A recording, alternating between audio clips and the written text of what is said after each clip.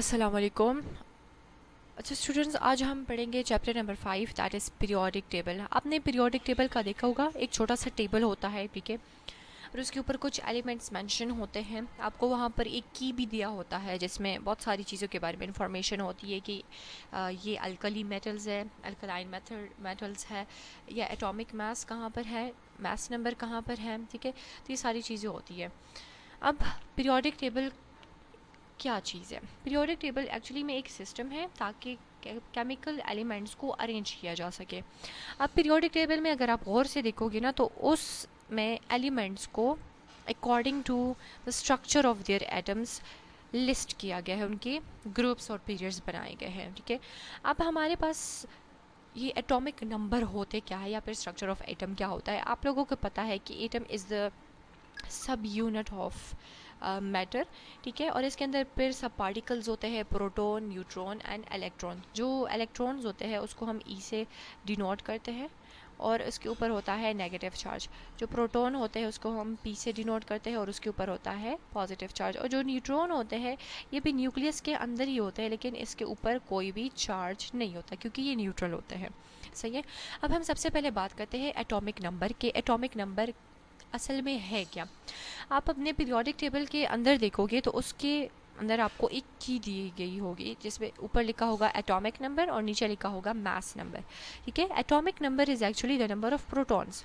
जो positive charge वाले आपके पास सब पार्टिकल्स होते हैं उसको कहते हैं हम एटॉमिक नंबर। फॉर एग्जांपल, अगर हीलियम है, हीलियम के ऊपर 2 लिखा हुआ है, so that is the atomic number of helium.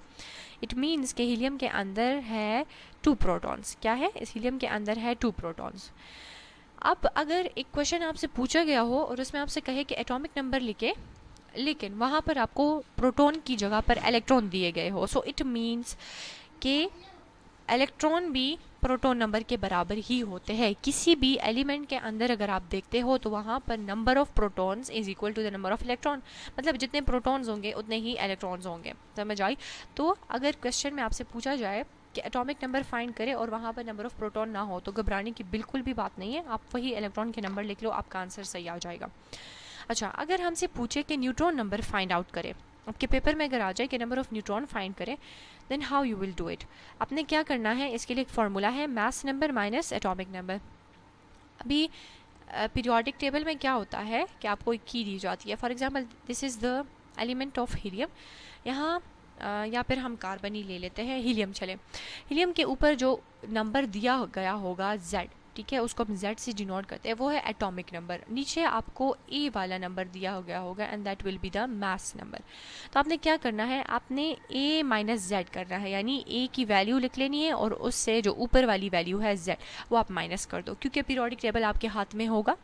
आपने जस्ट नीचे वाली वैल्यू, अगर वो पॉइंट्स में भी हो तब भी, ठीक है, और अगर पॉइंट्स में हो आप राउंड ऑफ कर लो, आप उसको डेसिमल से निकाल लो और फिर उससे माइनस करो एटॉमिक नंबर को, तो आपके पास आ जाएगा क्या?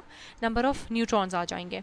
अगर आपसे कहे कि मास नंबर को फाइंड करें तो उसके लिए भी फॉर्मूला है, that is number of proton plus number of neutron. Number of neutron बनाने का तरीका अभी मैंने आपको सिखाया। जब वो नंबर आपके पास आ जाए वो इधर लिख लो, और नंबर ऑफ प्रोटॉन भी आपको दिया गया होगा, ठीक है। अगर वो नहीं दिया तो आप सिंपली ऊपर देख लो पीरियोडिक टेबल में, तो आप उसी से लिख सकते हो। तो ये तीनों चीज़ें आप आसानी के साथ फाइंड आउट कर सकते हो अपने पेपर में, जब थोड़ा सा दिमाग लगाओगे इसके ऊपर, ठीक है। तो मैंने आपको बताया पीरियोडिक टेबल का कि ये एक सिस्टम होता है जिसमें केमिकल एलिमेंट्स को अरेंज किया गया होता है। किस बेस पर अरेंज किया होता है? उनके स्ट्रक्चर ऑफ एटम्स। अब एटम क्या चीज़ है? सब स्मॉलेस्ट यूनिट है किसी भी मैटर का। उसके अंदर 3 सब पार्टिकल्स होते हैं, इलेक्ट्रॉन, प्रोटॉन, न्यूट्रॉन। इलेक्ट्रॉन के ऊपर नेगेटिव चार्ज होता है, प्रोटॉन के ऊपर पॉजिटिव चार्ज होता है, न्यूट्रॉन के ऊपर कोई चार्ज नहीं होता। अगर आपसे पूछे एटॉमिक नंबर को फाइंड करें, सिंपली नंबर ऑफ प्रोटॉन लिख लो, क्योंकि उस क्वेश्चन में आपको कहीं ना कहीं पर नंबर ऑफ प्रोटॉन या इलेक्ट्रॉन दिया गया होगा, वही लिख लो। न्यूट्रॉन नंबर का पूछे पीरियोडिक टेबल में, जो ऊपर की वैल्यू है और नीचे की वैल्यू है, नीचे वाली बड़ी होगी उससे ऊपर वाली की माइनस कर दो, तो आपके पास आ जाएगा न्यूट्रॉन नंबर।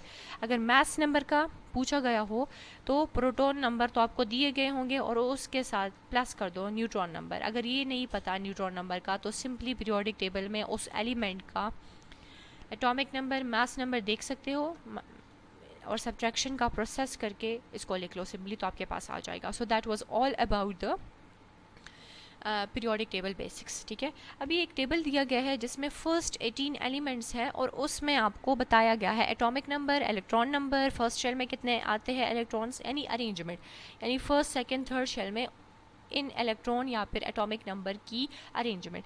ये काफ़ी आसान है. हम एक एग्जांपल उठा लेते हैं. कार्बन है, कार्बन के अंदर होते हैं 6, इसका एटॉमिक नंबर है 6, मतलब 6 प्रोटॉन है. और मैंने अभी आपको बताया कि जितने प्रोटॉन होंगे उतने इलेक्ट्रॉन होंगे. तो इसमें से कोई भी उठा लो, आपका आंसर आ सकता है. अब मैं कार्बन का सिंपल दरम्यान में लिख लेती हूँ और इसके शेल्स बनाती हूँ. फर्स्ट शेल, सेकेंड शेल, ठीक है, और थर्ड शेल. जो फर्स्ट शेल होता है उसको हम कहते हैं के शेल, जो सेकंड शेल होता है इसको हम कहते हैं एल शेल, और जो थर्ड शेल होता है इसको हम कहते हैं एम शेल. अब जो कार्बन है उसका जो एटॉमिक नंबर है वो 6 है. फर्स्ट शेल में हमेशा आप रखेंगे 2 इलेक्ट्रॉन्स. ये जो डॉट डॉट मैं बना रही हूँ ये इलेक्ट्रॉन के नंबर है. ठीक है, तो फर्स्ट सेकंड 6 से 2 माइनस करो, कितने रहते हैं 4. अब 1 2 3 एंड 4 और 2 अंदर मैंने के शेल के अंदर रख लिए. तो मैंने सारे के सारे इलेक्ट्रॉन्स या फिर हम कह सकते हैं प्रोटॉन्स वो मैंने अरेंज कर दिए. इलेक्ट्रॉन ही कहेंगे, सॉरी, क्योंकि आउटर शेल में करे. So these are the number of electrons. तो मैंने क्या कर दिया, मैंने इलेक्ट्रॉन के नंबर इसमें अरेंज कर दिए. देखिए 1 2 3 4 5 6 हो गए. अब आप देखिए ज़रा टेबल में जो कार्बन नंबर है उसमें आपको बता रहे हैं कि फर्स्ट शेल में 2 आएंगे. करेक्ट, हमने फर्स्ट शेल जो कि के शेल था उसके अंदर 2 रखे, और जो सेकंड शेल है एल शेल उसके अंदर हमने 4 रखे. ये भी सही बता रहे. और जो एम शेल था उसके अंदर 0 है, कोई भी नहीं आया, क्योंकि जो उसके इलेक्ट्रॉन के नंबर थे वो कंप्लीट हो गए. तो ये मेथड यूज़ करके आप फर्स्ट 18 एलिमेंट में से किसी का भी जो इलेक्ट्रॉन्स की अरेंजमेंट है उनके फर्स्ट 3 शेल में वो इजीली फाइंड आउट कर सकते हो. ठीक है, so that was all about the today's topic. Thank you.